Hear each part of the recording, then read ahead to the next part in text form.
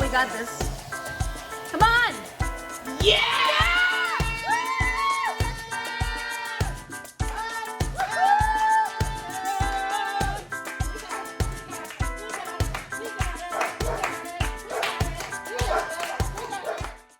Hello, I'm Amy and this is A-Star Reads and it's time for my Sunday sum up. So I'm excited about this week because it was just a nice week. It was a nice week. There was nothing going on that was too crazy. Work, school, everything turned out well this week. It was really good. And I'm really excited because it's a 3-day weekend. Here in the US, we've got President's Day on Monday, and so that means I don't have school, I don't have work, and I'm gonna use this time, considering I don't have that much homework, to do a 24 and 48 hour readathon. So I'm starting that tonight. I'm filming this on Saturday. I'm starting that tonight at 10 p.m. and I'm gonna go all the way through Monday night at 10 p.m. And I'm actually getting away for the weekend. Well, I'm gonna be getting away come Sunday night through Tuesday morning. So I'm going away. Mom and I, we are very close, but every once in a while you just need a little alone time. And so it'll be good for us to have a little bit of our own time. And I just can't wait. I can't wait. It's gonna be fantastic. So what am I gonna do today in this video? I'm going to share 2 books that I have completed with you and give you reviews. I will tell you what books I'm currently working on and what progress I've made on that.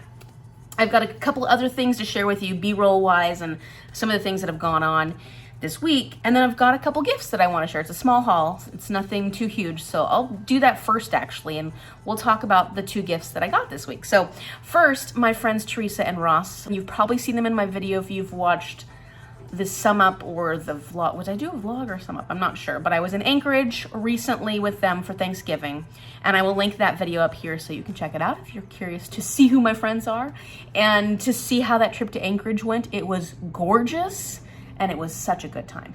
So they sent me a birthday gift, and they know how bookish I am. They're pretty bookish too. They sent me was this stamp that says from the library of Amy Starzak. So my last name is Starzak. It's just so cute and it's wonderful and it's what you can use. They also sent me a stamp pad to stamp inside my book, not on the outside. This would be great, especially because I'm planning on taking my middle grade books and whatnot into my classroom. And so this is nice for if you lend books out to people, but then also it'll be great for when I bring books to my classroom. So the kids will know that these books are mine and I need them back. And I'm just really excited about this. So thank you, Teresa. Thank you, Ross. I love this. It was very, very thoughtful and kind, and they're wonderful people. So, you know, I'm a big fan of my friends. Then the other gift I got was equally exciting, and that is a gift that I got from Amanda from the Reading and Writing Life. And if you haven't seen Amanda's channel, she's fantastic. She's a prolific reader. Every month she's reading so many different types of books. And I also love the different challenges she does every month to figure out her TBR. And she participates in my viewer role on the Game of a Bookish Life. So it's fun to see what she's gonna pick every month. And I am really loving her channel. So go check out the Reading and Writing Life. I'll link all her information down in the description box below so you can check her out. And so she sent me a gift. It said, happy birthday. Thanks for joining my birthday reads. She's trying to read a booktuber's favorite book on the month of their birthday.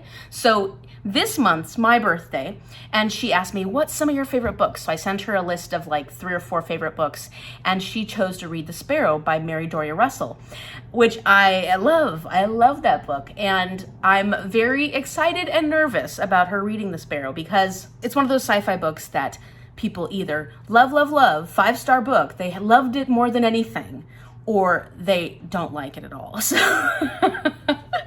Martine from Just Martine recently read it because of my recommendation, and she said that she thinks that might have been one of her favorite books of the year this last year, or was her favorite book. So like for some people it works out really well, but then for other people it's not a favorite. So anyways, I'm going off on a tangent now. And it says, thank you for joining my birthday reads and always giving me great book recommendations, from Amanda from the Reading and Writing Life. So I am so excited that Amanda got me Elantris by Brandon Sanderson. Oh, this is so exciting. This is so exciting because I really want to get into Brandon Sanderson. I do. You know, Brandon Sanderson's one of those writers that is really hyped up on BookTube, but I am enjoying epic fantasy more and more, and I want to get more into it. But I also know that right now I'm working on Robin Hobb, so I'm trying to get that series complete before I start any big series. However, Elantris, I don't think it's a standalone because I think there might be at some point a continuation of this. It's uncertain, but Elantris is like standalone enough that I could read this, get a little bit of understanding of what Brandon Sanderson does, and decide whether or not I want to continue on with his work. And Elantris in particular just sounds fascinating to me. There was this city called Elantris, and it's almost like it's cursed or something. I don't know exactly what the deal is, but it was this gorgeous city where everybody was either magical or healthy, and life was amazing in Elantris. And then I think like an illness or something starts hitting these people, or something happens where everybody's starting to get whatever is happening, and the city is like falling apart, or I don't know exactly, but when I've heard other people talk about the synopsis of this one, it has intrigued me. And the fact that I could read this on its own, it's a good place to start the Brandon Sanderson series. Like, if you're going to be reading all of his series, this is what I've heard is a good place to start. Brandon Sanderson himself said that this is a good place to start. It's not a huge book compared to all his other books are like 20 million pages long. And so I am so excited about this. So thank you, Amanda. I am thrilled. I'm thrilled. Look what I woke up to. Looks like I have a Valentine. How cute. Oh, that's me.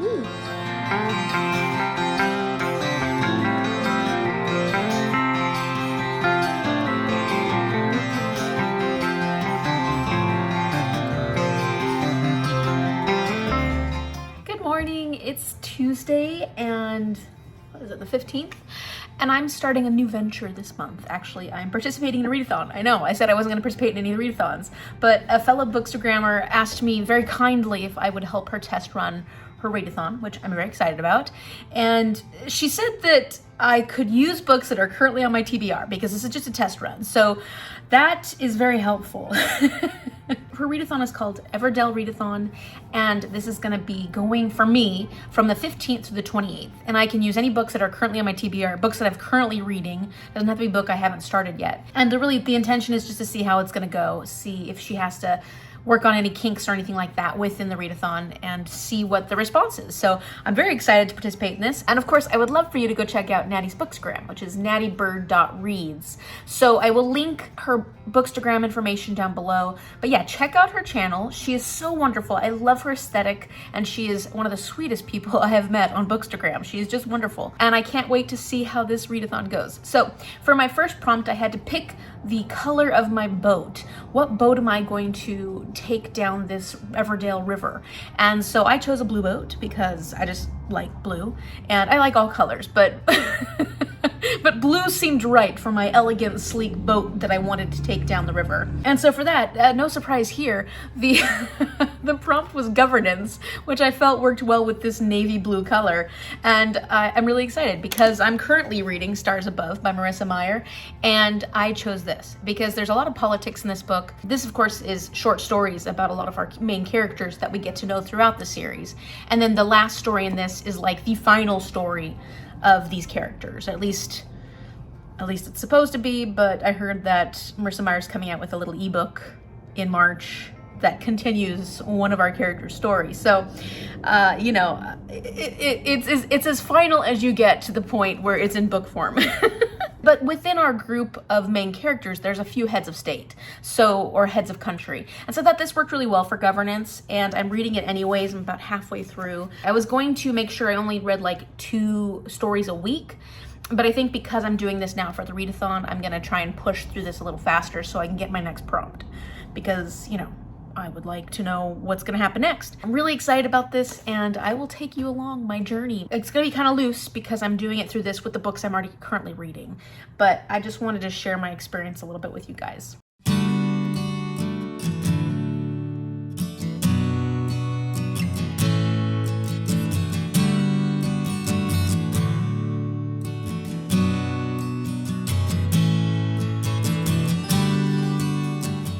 Alright, so now let's check out those books that I read this week. I am excited to give you my reviews because one of them especially is going to be a pretty interesting one.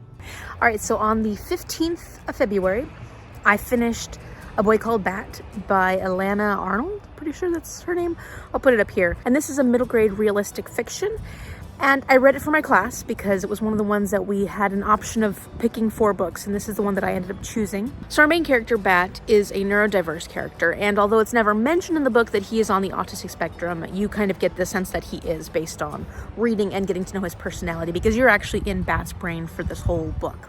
So this was a good book, and I would give it 4 stars, especially for how important the conversation was, and I think how well the representation went. I'm not a great person to be able to say whether or not the representation is accurate, but a lot of the reviews I read said that the representation fit very well for a child on the autistic spectrum.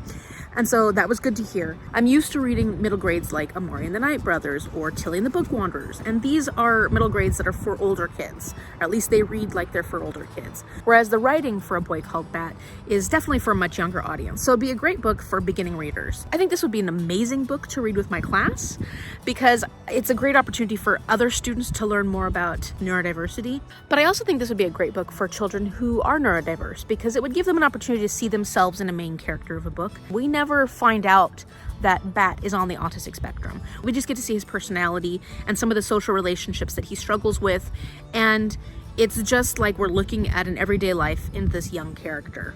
And so you're not saying to these kids, here, read this because this kid has neurodiversity. You're saying, here, read this and see this kid's perspective and learn about somebody else's perspective.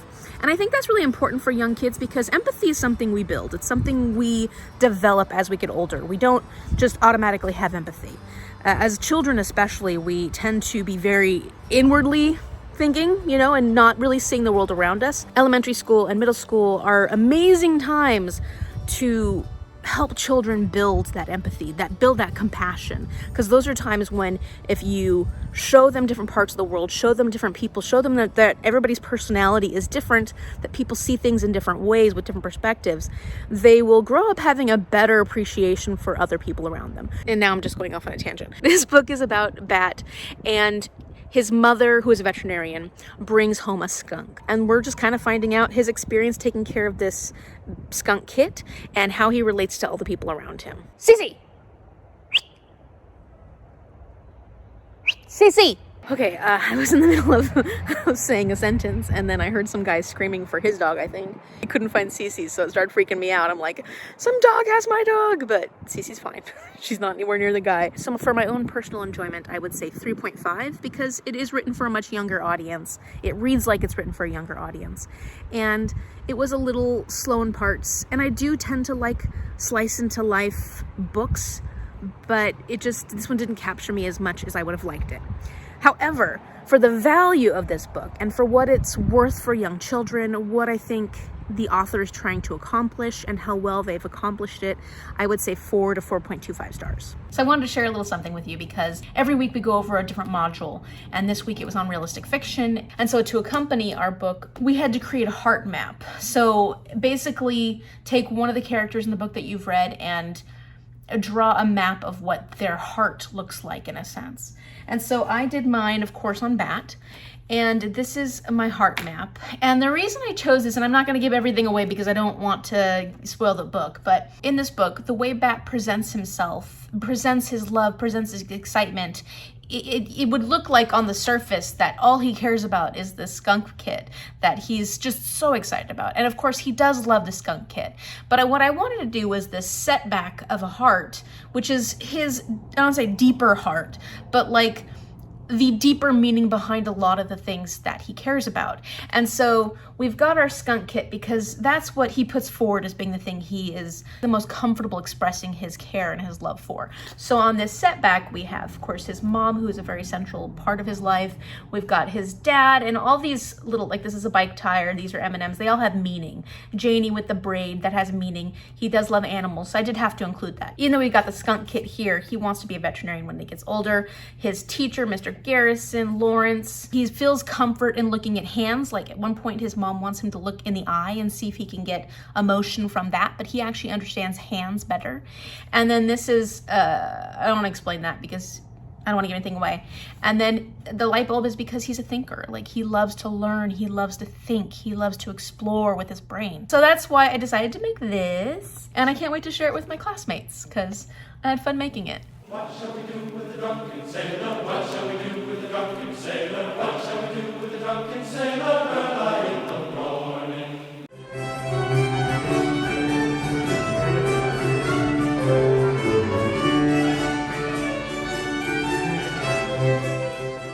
have finished my 5th book on the 17th of February, and the book is They Both Die at the End by Adam Silvera, which I'm looking forward to talking about because I have a lot of interesting feelings about this book. So, as I had mentioned in my previous video, I started out really not caring for the characters at all in this book. Like, I was not a fan of Mateo. Rufus, he was fine, but I didn't have any strong feelings about him. And so it was really hard for me to care about their situation. But the book is easy to read, and I was interested in the concept. The subject matter ended up being so much more uncomfortable for me than I had expected it to be. I actually had quite a few nightmares during the time that I was reading this, and I tended to read it before going to bed, so I know that it was because of this book. And I don't remember what the nightmares were, and they weren't specific to the book, but I know that they were caused by reading the book, and I guess my own insecurities and fears about death, because this book does talk a lot about the things that are frightening about death, about instant death, about death before you're ready to die, and I have those fears, and so it really hit hard on some of those feelings. And I think where a lot of people thought this was such an enjoyable read, I really was deeply stressed about this book, and it was enjoyable in a lot of ways, but not, I mean, I guess I think too deeply about things sometimes, but I was actually freaked out by this book for part of it. Now, as far as the not caring for the characters so much, they really did start to improve as things went along. And there was a point where I really did start enjoying Mateo a lot. And towards the end, of course, I was all in. Like, it's so funny because it's a book that started out as being like a 2.75, 3, maybe 3.5. And then it was like, okay, we're approaching on 4-star. And then at the end, solid 5-star. I cried. I felt a lot of things. I felt a lot of things for these characters that I was afraid I wasn't going to feel things for. And so, like, it was hard to think of, like, okay, how do I rate a book where it's a solid 5-star at the end? But it started out so rough for me.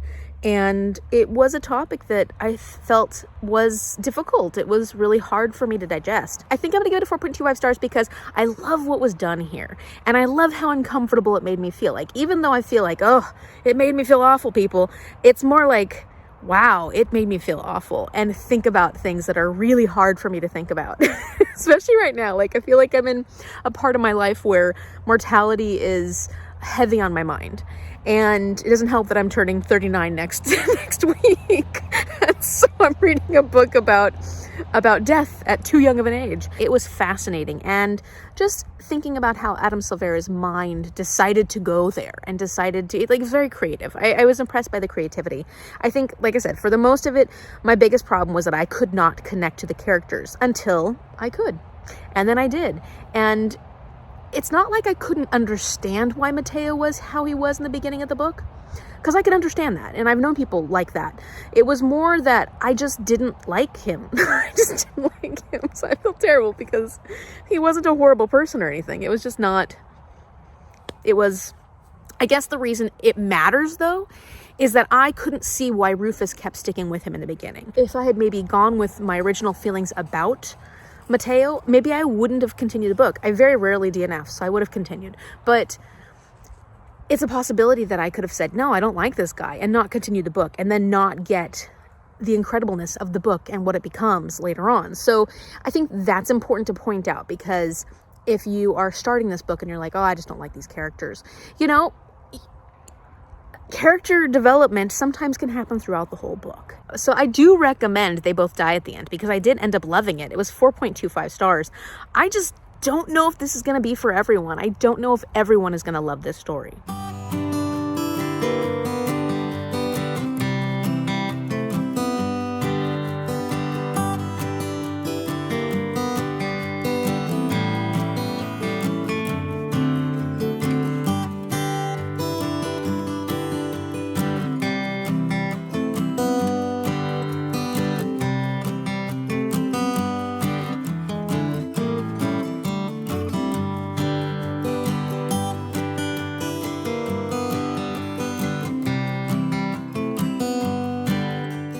All right, so I was just about to start editing the Sunday sum up, and I saw the mailman come, and he brought me another gift. So, I mean, it's not from him, you know, but it was nice of him to drop it off. But I got Take a Hint, Dani Brown by Talia Hibbert. This is the second book in the Brown Sister trilogy. And I got this from my wonderful friend Danielle from Bookchara. It says, "For my dearest book friend on your birthday, let's rock 39. We've got this." Yes, Danielle is my birthday buddy because we are both the same age, and so we're going through the trials of our late 30s together. I'm really excited that I've gotten to know Danielle through our BookStara read-alongs. We met originally on Believeathon, and it's just been wonderful getting to know her, and we spend a lot of time together now, like reading sprints and live discussions. We've done some buddy reads together, and you know, now we're hosting this read-along group, which has just gotten bigger and bigger, and it's such a wonderful community, and Danielle has done so much to get this going and to keep us motivated, and I just absolutely love Danielle. She's a wonderful, wonderful human being, and she's an amazing support system, and she's just fun to talk to. We love talking books. So if you haven't checked out Danielle's channel, I will link it down in the description box below. She has an incredible TBR that's based off the game of Clue, and it's fun. She's added some new twists this year, which makes it even more exciting, and I can't wait to see what her adventures are with that. She is very active on Instagram, so if you're looking for a bookstagrammer who actually stays on top of things, Danielle is a great person to follow as well. So I will link all her information down below. Thank you, Danielle. Thank you so much. I am so excited about this series. I'm so excited to get into it, and we'll see. We'll see when I can get to this, but now I have it, so I don't have very many excuses, do I? So at the moment, I'm still working on A Bitter Fog by Carol Van Strum. I do make progress on this one every week. I still haven't finished. I'm about 42% of the way through that, but I'm making progress, and I usually try to do like a chapter at least a week. When I do read it, I get drawn into it, so I'm enjoying it. It's just that it's nonfiction, which takes more thinking, and when I'm in school, my brain is not as inclined to want to think on my free time. So. And then for my Into a Towering Passion, the poems that I'm reading with my mom, I am about 60% of the way through. So we're making really good progress in this, and hopefully we should be able to get this done before the end of the month. No problem. I think it's going to be pretty easy. We've slowed down a little bit this week as far as not being on top of our poems, but I'm hoping today we'll read quite a few of them and then kind of make up for the days that we haven't read them this week. And so that's going well. My audiobook, Amari and the Night Brothers by B.B. Alston, I'm 86% of the way through that. I've got an hour and a half left to listen to that. I'm hoping to get that done today because I have another audiobook I want to start for my 24 and 48 hour readathon, which is a romance audiobook. And what can I say?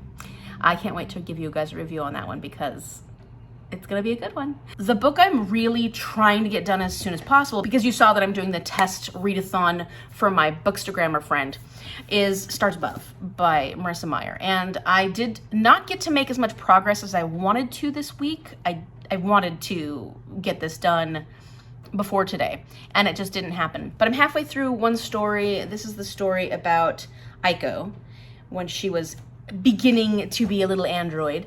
And then I've got, I think, 3 more stories after that.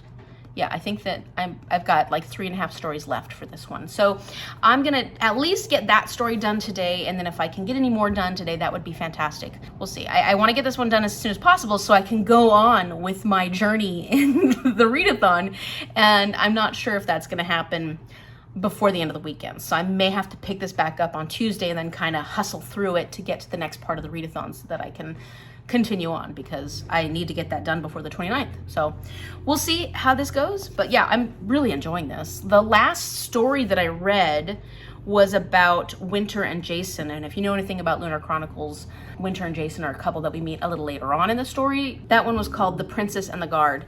And I think that one actually has been my favorite of the short stories I've read in here so far. I mean, they've been really good. I've been enjoying all of them actually, but that one was the one that I think drew me in the most. So yeah, I'm having a lot of fun reading this. And then finally, the other book that I am actively reading this week is City of Bones by Cassandra Clare. I have only made it through 6 chapters so far. I'm doing it 3 chapters at a time because on our Discord, the way I've set up the chapter channels, it's by 3 chapters at a time. So I try to do 3 chapters, and then I comment in the Discord channel, 3 chapters, comment in the Discord channel.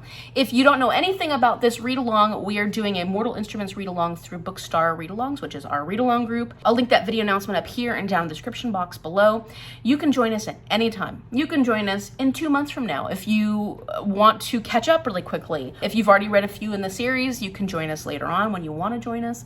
Just come join us. Come talk with us about Mortal Instruments. It's not like I'm not enjoying this so far. I